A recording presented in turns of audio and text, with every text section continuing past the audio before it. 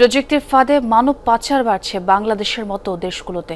এবছরের জানুয়ারি থেকে অক্টোবর পর্যন্ত ভূমধ্যসাগর পার হতে গিয়ে চিহ্নিত হয়েছে 18,000-এর বেশি বাংলাদেশি।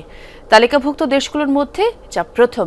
এমন উদ্বেগজনক পরিসংখ্যান থাকলেও সরকারের নেই কোনো তদারকি। উল্টো মানব পাচারে আরও গতিশীল হচ্ছে বেশ কিছু রিক্রুটিং এজেন্সিও। আন্তর্জাতিক অভিবাসী দিবসে আহমেদ রেজার প্রতিবেদনে থাকছে বাকিটা।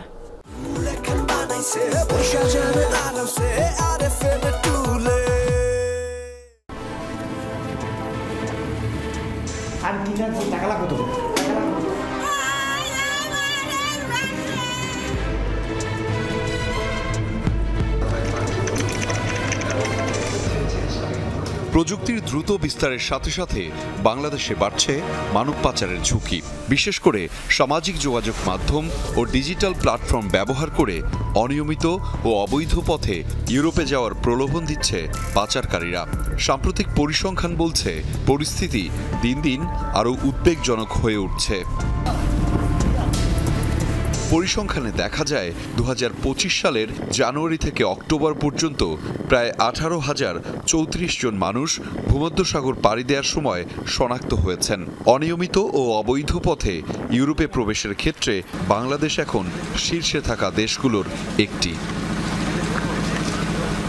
বিশেষজ্ঞরা বলছেন ফেসবুক, হোয়াটসঅ্যাপ, টেলিগ্রাম ও টিকটকের মতো প্ল্যাটফর্মে ভুয়া চাকরি, সহজ ভিসা ও নিরাপদ রুটের আশ্বাস দিয়ে তরুণদের টার্গেট করছে পাচারকারীরা।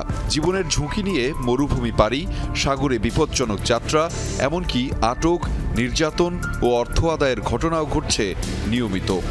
প্রযুক্তির উপর তরুণদের নির্ভরতা যত বাড়ছে, এই ধরনের প্রযুক্তি নির্ভর হিউম্যান ট্রাফিকিং ততটাই বাড়ছে। এইখানে ওভারসাইট দরকার। সরকারি ওভারসাইট যেমন দরকার আছে, এমনি এইটা নিয়ে যেসব সংস্থাগুলো কাজ করে তাদের ওভারসাইট দরকার আছে। যারা নিয়েছে তাদের সংখ্যাটা কিন্তু হাজার হাজার না, শত শতও না, তাদের সংখ্যাটা খুব অল্প। সেই লোকগুলোকে আইডেন্টিফাই করা এবং তাদের বিরুদ্ধে ব্যবস্থা নেওয়াটা কিন্তু অসম্ভব না। এদের মধ্যে সবচেয়ে বেশি ঝুঁকিতে তরুণ ও নারী অভিবাসীরা। অনেকে না জেনে না বুঝেই নিজেদের সর্বস্ব দিয়ে পাচারকারীদের হাতে তুলে দিচ্ছেন ভবিষ্যতের স্বপ্ন। বিশ্লেষকদের মত, মানব পাচার রোধে শুধু আইন শৃঙ্খলা বাহিনীর তৎপরতাই যথেষ্ট নয়। প্রয়োজন প্রযুক্তি নির্ভর নজরদারি, ভুয়া তথ্য শনাক্তকরণ এবং জনসচেতনতা জোরদার করা। শুধুমাত্র রিক্রুটমেন্ট না, আপনি আমাদের প্রবাসী যারা আছে তাদের একটা বড় অংশই কিন্তু অনলাইনে নানান ধরনের স্ক্যামের শিকার হন।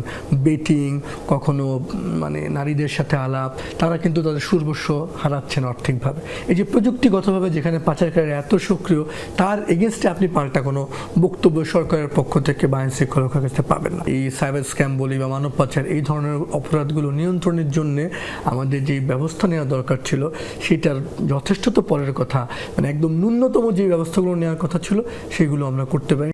বিশ্লেষকরা মনে করছেন সময় থাকতে সচেতন না হলে আরও ভয়াবহ রূপ নিতে পারে এই সংকট। আহমেদ রেজা, যমুনা নিউজ, ঢাকা।